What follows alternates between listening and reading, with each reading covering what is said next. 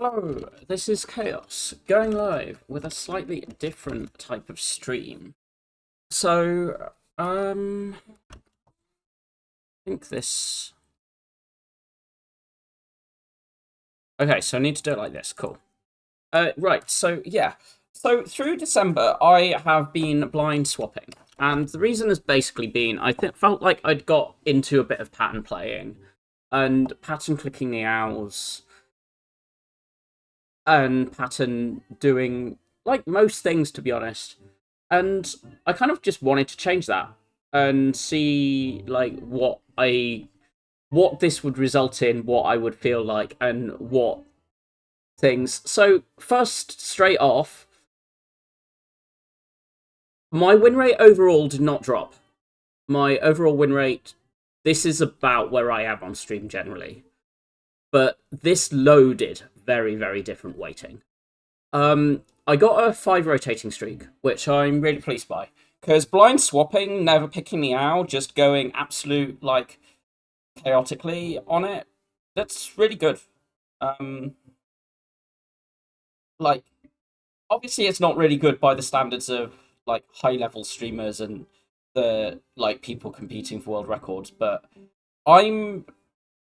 while I can, like, do a 4-5 rotating streak fairly comfortably offline, if I get to focus, streaming does lower my win rate. It adds a bit to the mental load, and sometimes I just feel like running it down and chatting with chat and being a bit casual with it, and that's fine. And my win rate and rotating streaks are not. But I've been starting to hammer out like 4 to 6 rotating streaks vaguely regularly, and I'm really glad that one of these did come this month, because I am convinced that swapping is not like complete unpickable garbage all characters, for all the fact that most people only swap on one character.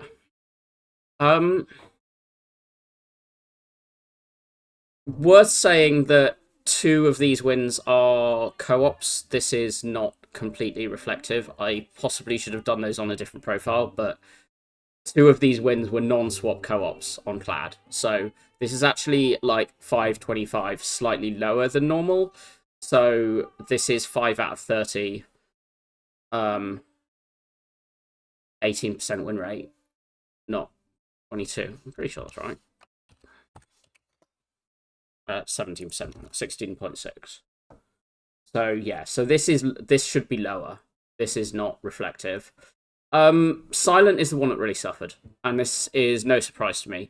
Silent is already strong late, so an extra boss relic does not give her an edge for Act 4 that she was lacking. Silent is, in my opinion, and I don't know if this is just because it's the character I'm best at, the one that's like worse. Also, the one that suffered most for Act 1, which you could say is surprising because Bag Prep is so good later, but actually, as I've got better at Silent, I've been better at learning how to leverage and use that in hallways. There's also just the RNG of it all. I got Sozu more on Silent than I did on every other character put together. I think I got 4 or 5 Sozu swaps on Silent. I'll have to look in other screens, but that was the first thing that really stood out, just mentally, emotionally. Silent just got bad swaps. But when I got those bad swaps, they did feel worse. And, like, I think these wins were, like, largely high rolls, but there was a win streak of 3 in it, because I can still play Silent, and if I don't uber low roll, this happened. Defect is fairly much the same, and I am currently swapping about 60-70% on Defect. Strong option 3s or a map without a shop and a forced elite, and a respectable option 1-2, I don't always swap on.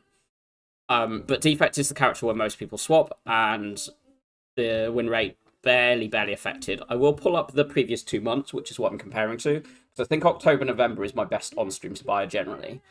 And that's like the big thing I want to compare to. Watcher, I got a 6-win streak. My win rate soared to 64%, which I think is the highest it's been in any month. I don't think I've had any other month over like 51, 52. 18 wins on Watcher. A very fast victory. one with insane amounts of wishing and upgraded density, and it like huge score. Average win time under an hour as opposed to the sort of hour 10, hour 20, which I do generally. Barely dying to knob. High survival rates. To give the comparison, just straight off, the October, November. And yeah, Cloud was just under 30%, Silent was just over, Defect was 25, and Watch was 25. So, I thought I'd done better than that in those months. Oh, there was one, like, 2-week period where I just ran it down and just played terribly, not trying, but I'd got a 6-win streak in that period. Yeah, there was a 2-week period where I played, like, terribly, but, you know. I'm okay with the fact that I just play terribly sometimes because I'm enjoying myself while I do so. But yeah, you see there's decent win streaks, and these are just the win streaks are higher, the win rate about the same, but these notably lower, these notably higher. Defect, I honestly think it's just what swaps I got. Watcher is a bit of what swaps, but I think because I've got out of the pattern plays, I've got out of the pattern plays into the habits that have let me die. So, for all the fact there's the thing of, oh, I got 5 P boxes and I won the P box swaps.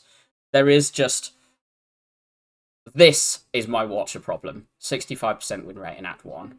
And I think I'm actually better at assessing this on the swap because I work out the problem. But, yeah, so a couple of things. What do I want to look at? I want to look at the win rates, particularly in the swap month itself. So, swap cage, that was a watch. Wait. No, we should do it by character. Choker won both, which is not surprising, because if you get it early, you're not turning off the infinite, and you haven't put any pieces towards going infinite. Dripper is insane. The P-Box one should have won. I just went overly aggressive. These two, Astrolabe... Wait, everything else lost other than those? One of these Astrolabes 100% should have won. The other one, like, it died in Act 4 due to the worst draw order of all time and bad micro. The other one was, like... It was a little awkward, and I think it died in Act 2, but it was more that I then whiffed the boss rewards, both rare card and relic, and played badly. I'm surprised... Oh, the mid ones losing was silly, as was the house ones. But, like, these... And, unsurprisingly, I was just mostly taking energy in a mid. Silent... Yeah, oh, we only got 2 Sozus. What was the really horrible... Oh, we also got a Crown and an Ecto.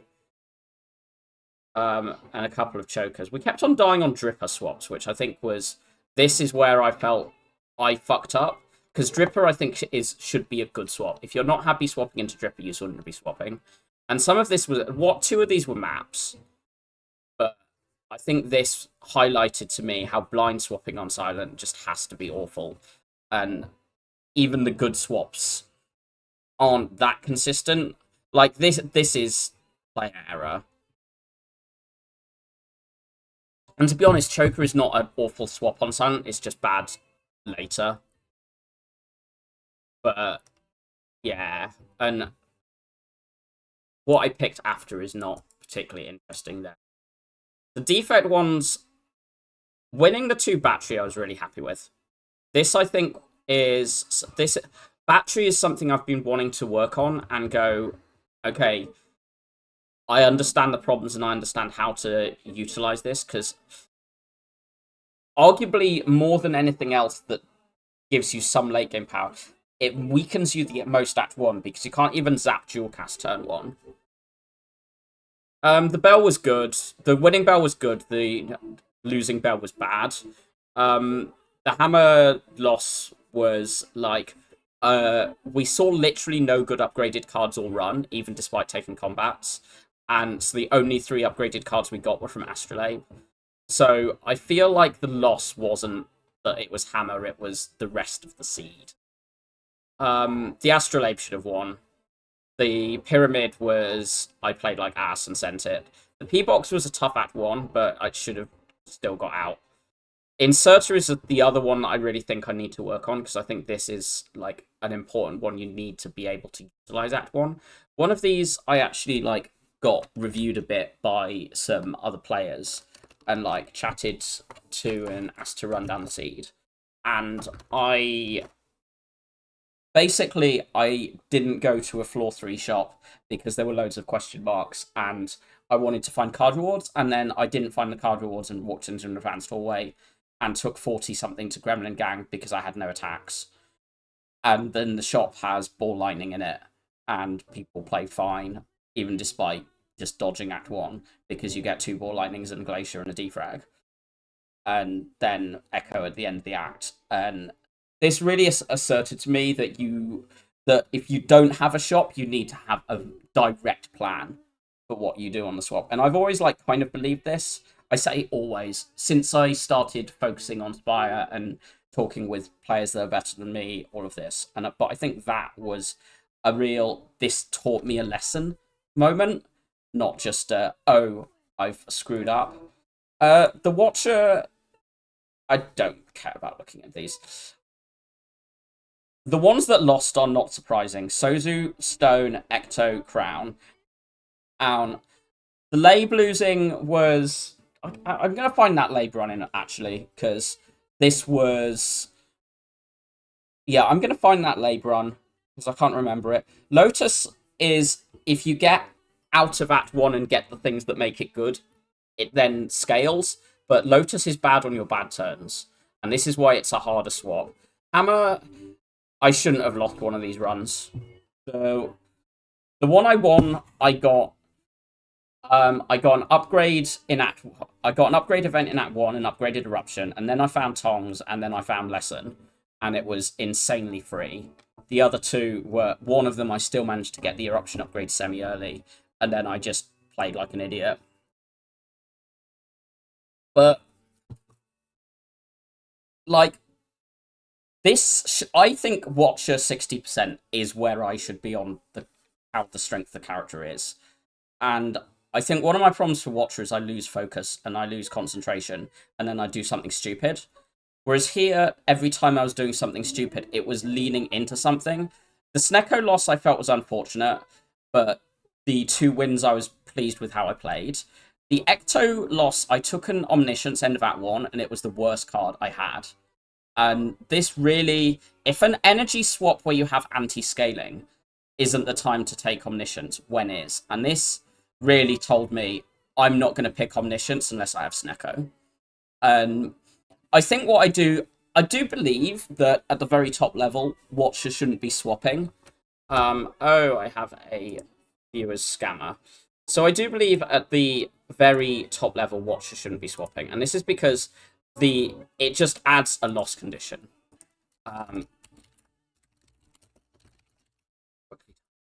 Scanner report. Yeah. And it does add of Crown, Ecto, Sozu as a loss condition. And it's pretty much only those 3. I think even Choker isn't... Choker is a loss condition, but if you get it from Niao, you should be able to win with it. Snecko shouldn't be. Like, it sort of is. And the moment you've built any half-good deck, this has, like, the worst thing of all time. And if the character can win 99%, and at the top level she actually can, this isn't, like, just a concentration. Most Watcher losses from, like, the best players in the world are concentration, not you don't find things.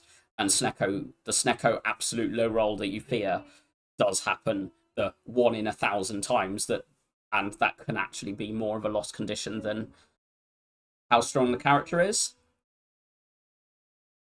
But other than the Lab, these ones and Bell are the things that you can lose. But I think I'm going to swap on Watcher more when I look at the nows and say they're dead. The big reason is it's been fun. The house run was fun. Like, the P-Box runs have done weird things for all the fact that, oh, I won on a Watcher P-Box swap, and I got 3 of them. I did a Pressure Points Infinite in one of these. like, I did some fun stuff. And some of this just did more fun. Cage, for all the fact removes are very good on Watcher, puts a different pressure on you. Ditto with like Dome, Collar, House, Star, Snecko. All of these just like did interesting things for my runs. What was I gonna find? I was gonna find the Watcher Astrolabe.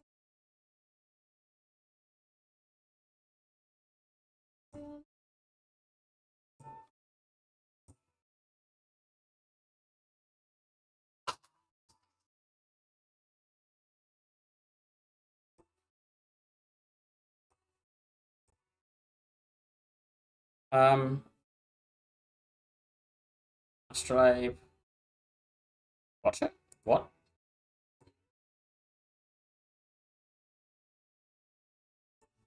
Okay, this is very weird. Because, like, I haven't deleted any runs. I haven't done anything weird with that.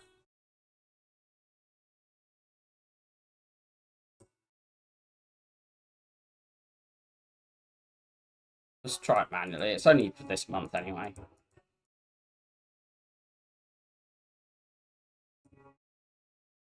What did it give me? Trank, Fasting, Conjureblade. Oh, yeah. I played stupid. Oh, no, this was all micro. I played stupidly, and I shouldn't have chosen to fight this. So, if I just don't fight this, I have Tori, Swift Pot, Artifact Pot, Pocket Watch, Red Mask. I just need to fight Time Eater and not be an idiot. I just need to play well in Time Eater. I have a regret that I need to get rid of somehow, but yeah, this is like, you leave that. Yeah, that was just a throw. That was sending it. Yeah. So even like a not high roll one with like the Astro should have won there. Gonna switch back to this spreadsheet one. Okay. So the Plaid swaps. Shout out to Suki for doing all these. Not that she streams anymore, but she mods for most of the Spire streamers and does a lot of things. What was so Boss Relic, all the thing, and lots of Act 1 deaths. Plaid swapping opens up Act 1 deaths in a way that he shouldn't be dying because you get 80 HP from Fire Relic. Deaths, Sentries, Automaton, Slime Boss. I really want to highlight Slime Boss, and I want to highlight that there isn't Hexa here.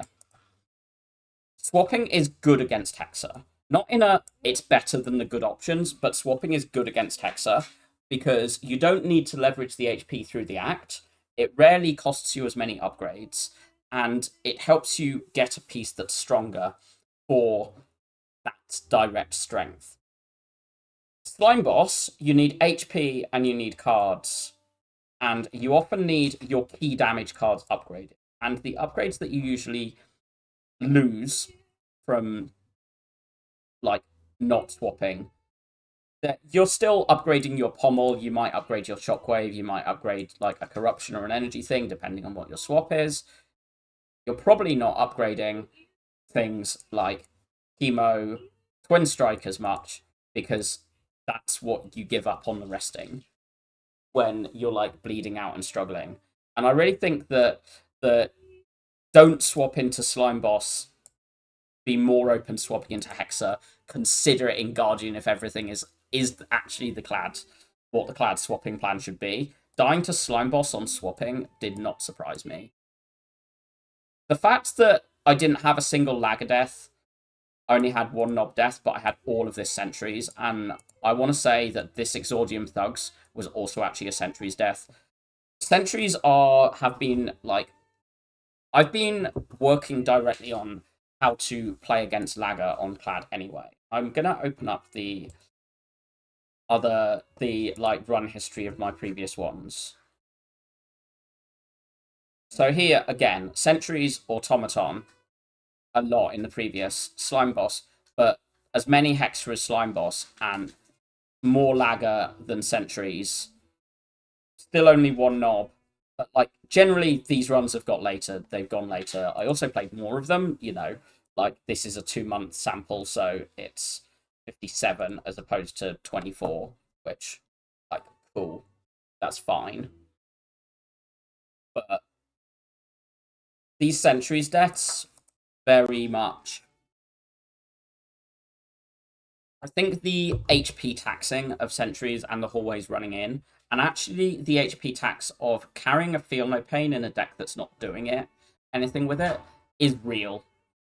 You can carry a few bad things in with Burning Blood, and one of the things that makes Clad strong is that the Burning Blood heal lets you carry the things that you need for the late game.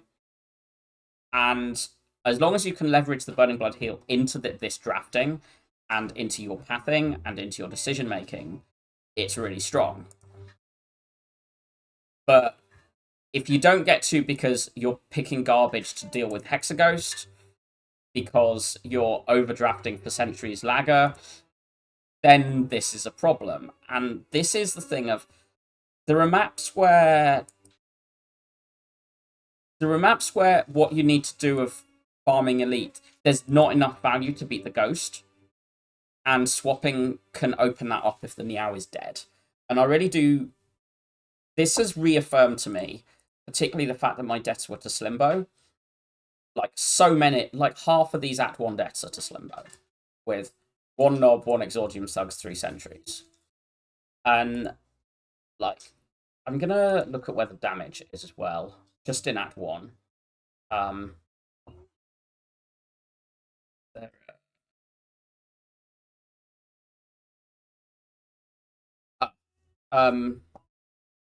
This is, so this is the swaps one, average damage in Act 1.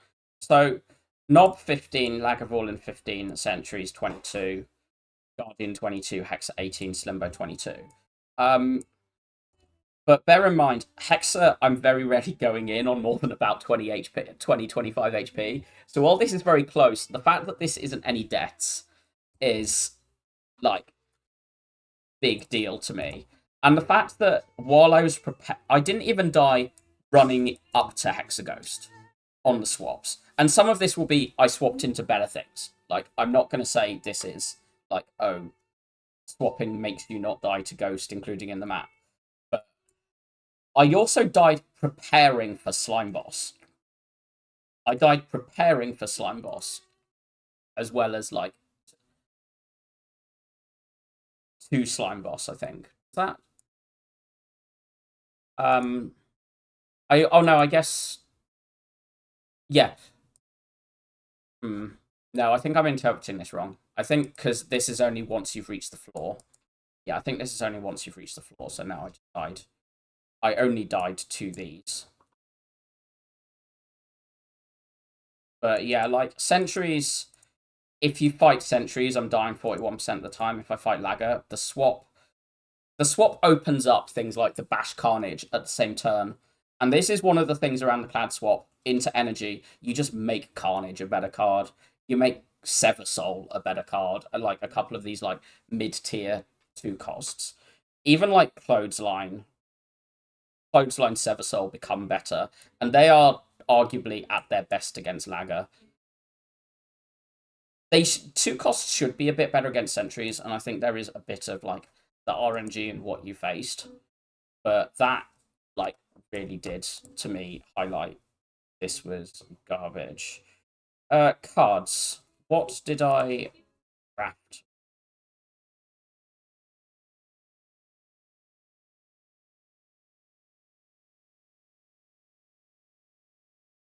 I've kind of reasserted. Hello, Asuki. I've kind of reasserted what I suspected, and what I was just talking about. Which my swaps died to Slime Boss a lot. My swaps did not die to Hexaghost at all. Clad swapping is better into Hexaghost than Slime Boss, which is not like a surprise, but I died so much more to Slime Boss than usual, and not at all to Hexaghost. I do think this is when Clad Swap is at its good. The not at all to Guardian, I'm suspect is a like bit of RNG and a bit of timing and what you've seen and whatever, but prepping for Slime Boss and Slime Boss being a much worse, but Hexaghost Lagger being easier, I think is a big Clad highlight here. I was just finding the card screen and chatting with that. So yeah, I was drafting Shrug more when swapping, which if you're swapping into Energy or Snecko or like key boxes and labs where you've got less block, is unsurprisingly a card that gets picked more. Pommel Strike Puss was in most winning decks because please go infinite. Disarm Bash. I thought I removed Bash 1 or 2 runs. Okay. Same thing.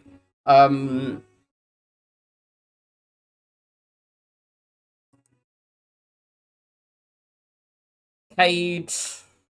Don't really know what there is to say on. Actually, I think there's a pick rate thing, isn't there?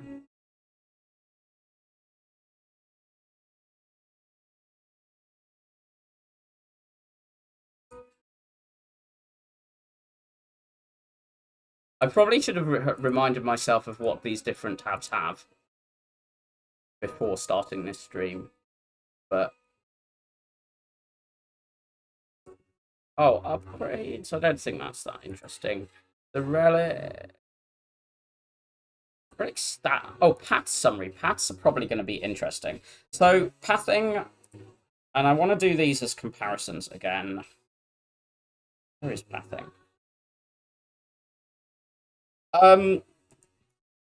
Swapping means you take fewer hallways and struggle more on those hallways, particularly in Act 1, but also in Act 2.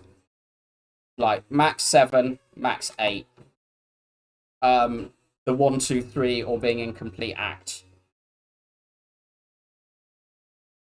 No, incomplete acts on swapping, which means that I did actually reach the boss. Did not die to Slaver's leader at all. All my deaths, I think almost all of these were to Automaton. Which arguably is the most, like, do you have the HP for it? Whereas Collector, you need the deck for it. Collector Champ, you need the deck for it more than Automaton. And I do think, but, like, the prep of this, but yeah, you take fewer hallways when you don't have 6 heal per hallway. Elites were still, like, 0 to 4. I mean, I guess... Oh, on swapping, I didn't have a single 0 elite act, and this is partially going to be didn't die to hallways, and partially going to be the thing of if you're strong, you get stronger. If you're not stronger, in a like if you find the anti-scaling things, like not even the Crown Sozu Ecto, but like Hammer and Key are anti-scaling. You want to make up for that with Elite. If you have a relic that removes a form of scaling but makes you stronger, you want to make up for that for Elite. So you don't take the 0s. There's a bunch of 3s, but also dying to those elites because, hey, that's where I'm an idiot.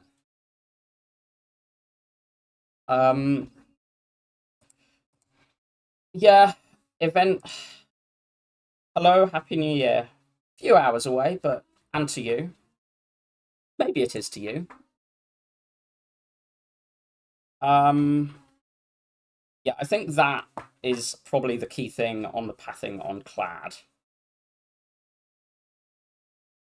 I don't think there's...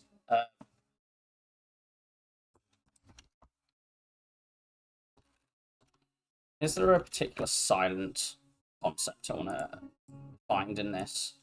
Oh, this is where pick rate is, because why would have it in the spreadsheet when it's in the VM stats mod?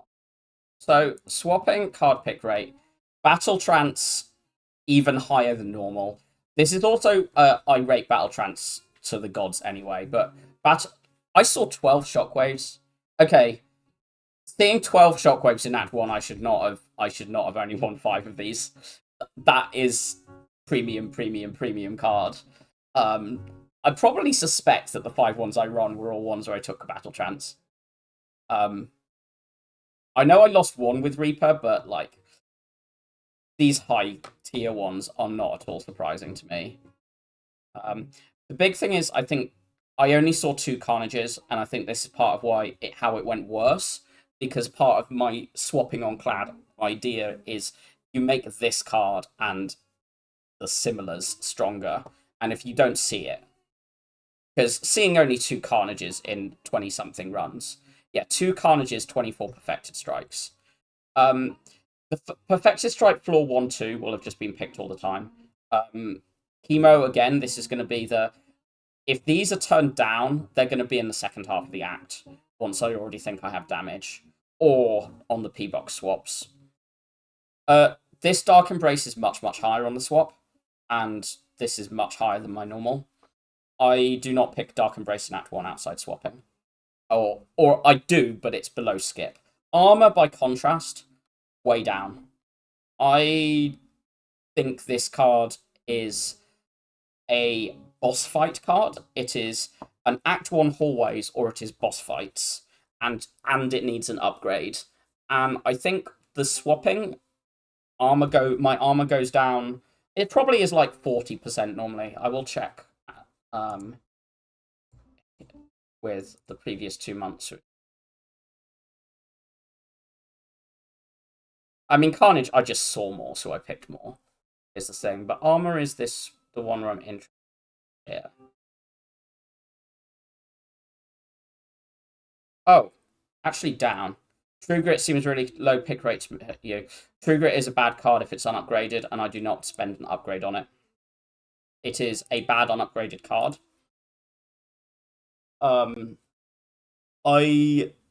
Yeah. It is a bad card unupgraded, and on swapping, you want to take bad cards even less. This makes a lot of sense to me. I took it once when I could upgrade it on a run that was already like 40% of the way towards going infinite.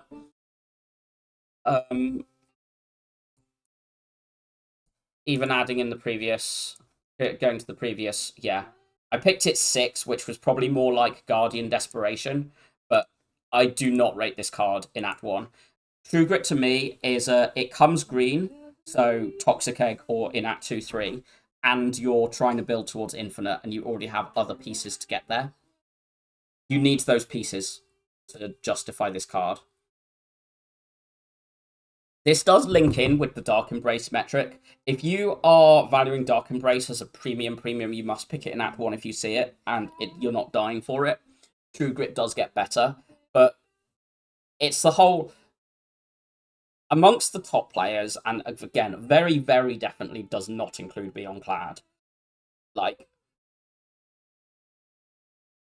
Veiler Lord stands out as he will pick Act 1 Dark Embrace and he will pick Act 1 True Grit far more than every other high top level Clad player around. And this is his internal meta and evaluation all ties together. These are not separate pick rates. These are interlinked pick rates. Like, the pick rates here interlink into what you value Niao's at, into what you value your pathing at, into what you value your Niao's at, into what you value, like, everything. All of these do, like, link together. I think the big thing for me on Clad is this clothesline didn't go up. I don't know if these were just... Anger went down, but also there's been the anger metric changing anyway. But this clothesline not being, like, a real thing is to me of, okay, if swapping is an opening clothesline, because, like, even aside from energy, like, a mid should open clothesline theoretically. I mean, this is probably partially because we saw this many shockwaves, and I suspect this is, like, adjusted by this. Like, I suspect if I see, like, 3 shockwaves like I did Carnage. Bear in mind, same rarity. I mean, this is the better card. Pick this. But if I don't see this many shockwaves, this probably doubles, maybe even triples on a swap. On energy, a mid, cube, Bell, all of those, this gets better. I think I'm only interested in Act 1 pick rate on this. Silent. Infinite Blades, 1 out of 1. To be honest, like, I pick this card sometimes anyway, and this was probably a, like, weird Slimbo thing. Adrenaline will have been it's against, like, AI Alk will be the skips. I feel shit that this is at 100% because I want to skip this and I want to be of, like, anti-Wraith form, but I suspect this is of a I was in swapping and I was, like, bleeding out and struggling. If I go here, how far do I have to go down to get a C Wraith form? 33%. So much better. Cringe form sucks if you don't need it. Bag of Prep lets you skip cringe form. Fumes metric didn't change. Dash went up. You have energy. You need front load. You can't handle it by drawing 2 extra at the start. Predator went up, and this is tight anyway. Blade Dance, I had a choker swap. Skewer, you need to pick this on choker swap. And energy swaps, it's usually good enough. There was also a lot of, I was dying to Lagger because I drew like ass, and I was picking Skewer to panic cover Lagger.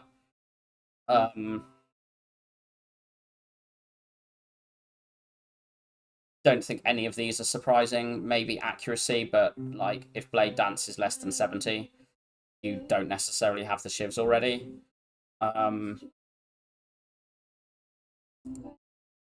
Effect. Chill owns. Consume owns. Echo Form owns. Glacier owns. Body higher on swapping. Not surprising. Self-repair. Cold Snap. Equi. Defrag. Biased. Sunder. Yeah, good cards get picked. Yeah. I mean, even this I'm ashamed of, but we only saw it twice, and I think this was a hammer swap. So I was in anti-scaling. This was a hammer swap with egg. With frozen. No, this was a hammer swap. Yeah, this was a hammer swap. I don't remember that. It was no, it's the hammer swap without frozen egg. Rainbow pretending like it's part of the club. Please fill your orb slot.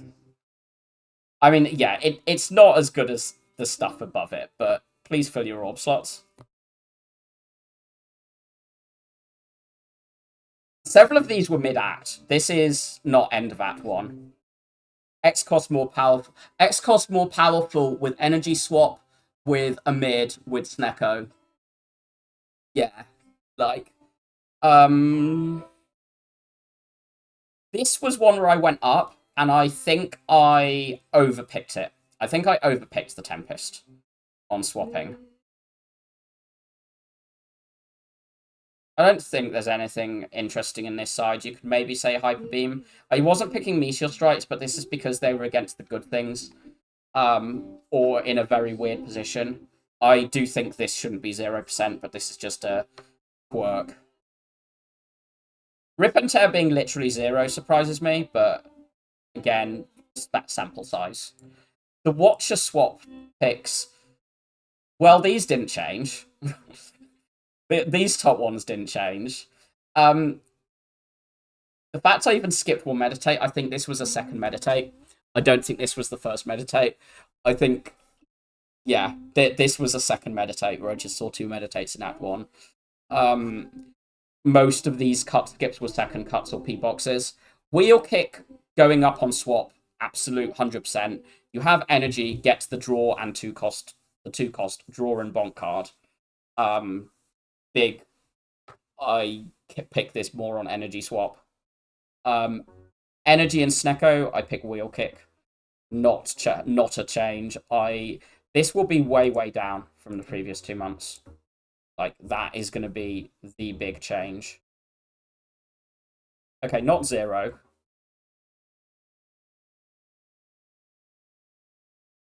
Where is Wheel Kick? Did I just not see it in the previous 2 months? No, 2. Yeah. 2 at 16% to 60%. 0 surprise on that. Wheel Kick is much better on energy and Snecko swaps. The Omniscience was awful. Deva form gets picked for the first time on a Snecko swap. I don't think there's much else in this. Oh, the pressure points got picked because I swapped into a P box and built a P box infinite. Let's dig out that pressure points win. Um, just because I want to show it off again.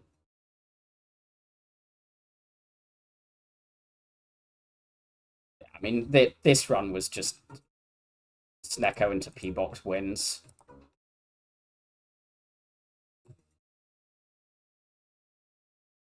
Oh no, this was the boring P box win. This was the cool one. Yeah. Meditate Establishment builds a pressure points infinite. Um, this will be in my highlights, but yeah. I built a pressure points infinite.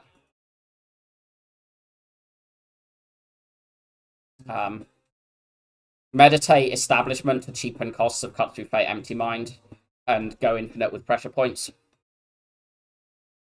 Partially because this happened. Yeah. I got less than double Perseverance, Establishment, Pressure Points, Judgment, Prostrate as the P box. There was. What I want to show in this one? Don't need 2 tabs.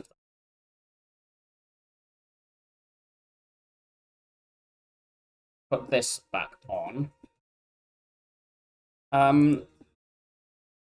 Defect dies more to Knob when you swap. I mean, some of these were swaps as well.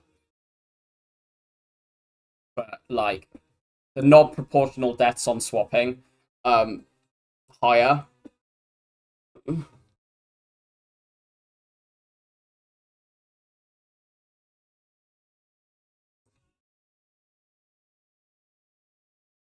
Actually, respect is probably an interesting thing.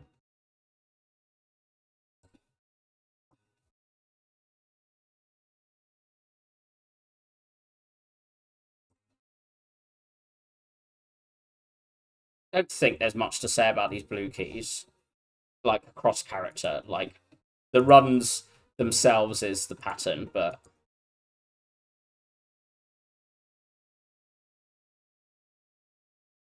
Yeah, so, like... What was boss swap at in the other month? 45%. So, I thought I was swapping a little lower, just of my vibes are away from boss swapping on defect, so... Like, yeah. Option 1 was higher win rate than boss swap, but also sample size there. I picked it twice, so the 1 win, but boss swap, that about the same win rate, even if blind, slightly higher.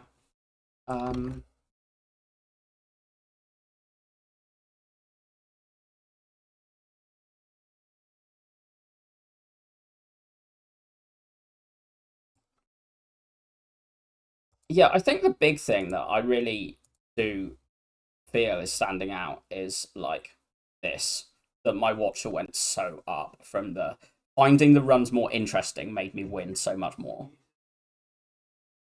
Like, and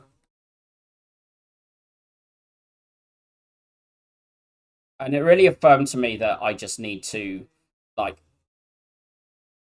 actually pay attention more. I feel like there was something else I was going to look at. Watcher dies to boredom, GG. Does anyone have a particular stat they want me to look at before I just start playing some run? Oh, actually, this is like it's in the spreadsheet as well. But Clad, Slime Boss Sentries, Automaton, like Silent still has the Silent Knob Lagger, but Automaton much harder with about a bag of prep to set up on swap. Time Eater worse. Defect, the Knob, the Gremlin Gang. Ghost, Zordium. None of that is surprising. Watcher, Gremlin Gang destroys Swap Watcher, but I think Sentries there is notably lower than 4. Cloud Relic bought win rate, yeah. Cool, sure. Yeah, Lager event, I actually bothered fighting it because we were balling, but Sentries doesn't really drop, but everything else was pretty similar. Clad swap month.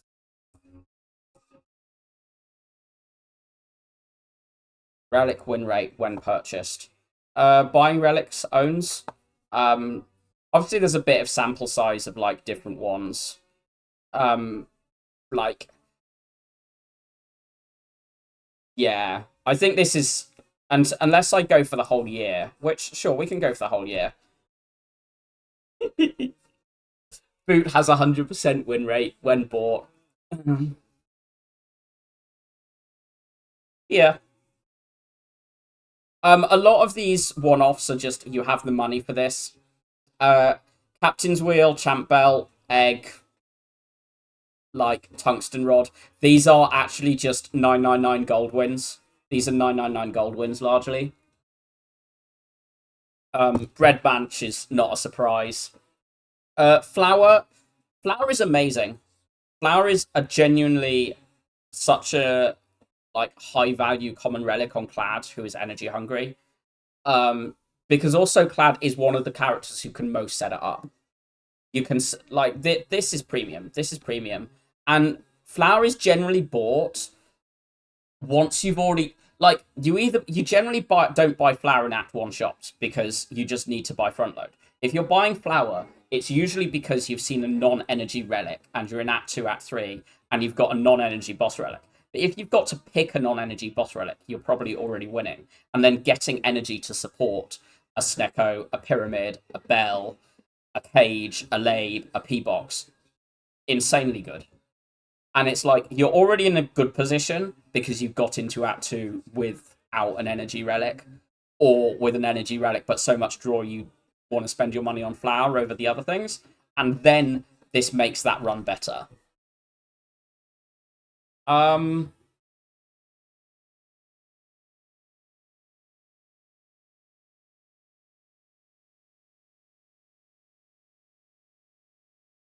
Buying Tail is generally quite an act of desperation because of how expensive it is.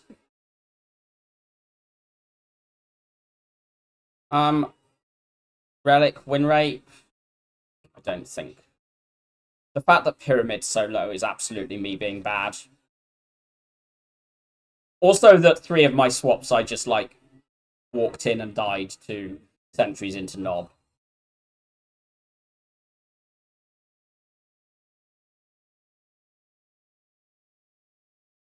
Watch the relic win rate when purchased for the year will probably be quite funny. These top ones are not surprising. Spoon, 100%. The only time I bought it was when I had a deck full of Scrolls and Vaults. Unsurprisingly, when you have a deck full of Scrolls and Vaults, you win. But yeah, turn 1 relic's good. Early turn relic's good. Anchor good. Teardrop good. Centennial Puzzle good. Going infinite. Going infinite is amazing. Going infinite is awful. If you're buying damage, if you're buying like this sort of damage, you're struggling and desperate. Not surprised. Sling, Bronze Scales, Goya. If you need to buy those Strike Dummy, if you need to buy those on Watcher, you're probably in a desperate position already. This is more your position was desperate if you're buying these or Feather. Not that these relics are bad, but the position was bad enough that I bought them. Is more what this data is. Make sure you interpret data with not trying to pick up where the cause is. Have thoughts, don't just do the data. Oh,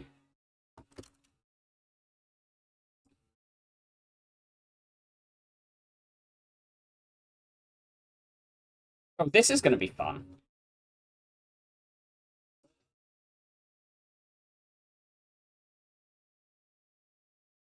Average potions used. Clad uses 1 potion every single Guardian fight. Yeah, that's going to be a bit of how Clad had 0 Guardian deaths. But, yeah, it is not surprising which fights I have evaluated as worth committing a potion. These ones, Collector, Slavers. The Automaton being, like, 5 deaths and only half a potion use is going to be, I didn't carry enough potions into Automaton and was dying because I didn't have potions. Because I was throwing my potions against Slavers and Avocado Rat. Avocado Rat being this high is like such a, not a surprise, but is such a highlight of how brutal this fight is. Repto the highest in Act 3, followed by like Time Eater and the Elites and Transient. Transient is brutal for a deck that is not ready for it. I don't think that's really swap specific, to be honest. But the swapping, it going up, you need to use your potions more in these fights. Not a surprise. Silent will be like, yeah, you just don't get through these fights without potions. You don't get through these 5 fights without potions. Ditto these 2. That's funny, Donu Decker. I think that was like I had like two burst outruns, which then made those were like. Oh, I had an Entropic Brew as well in one of these, an Entropic Brew belt.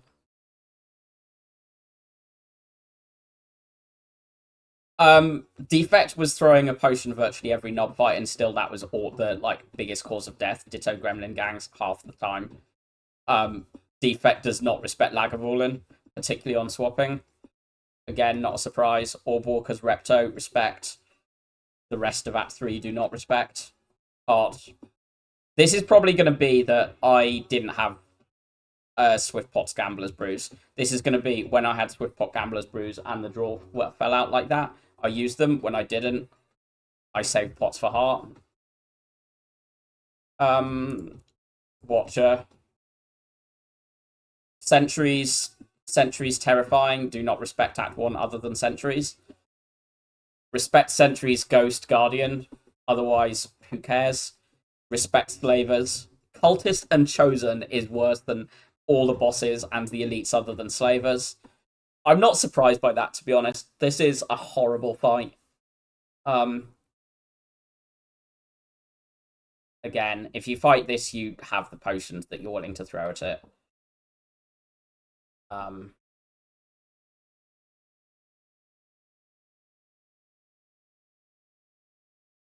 Yeah, I'm just going to play some runs now.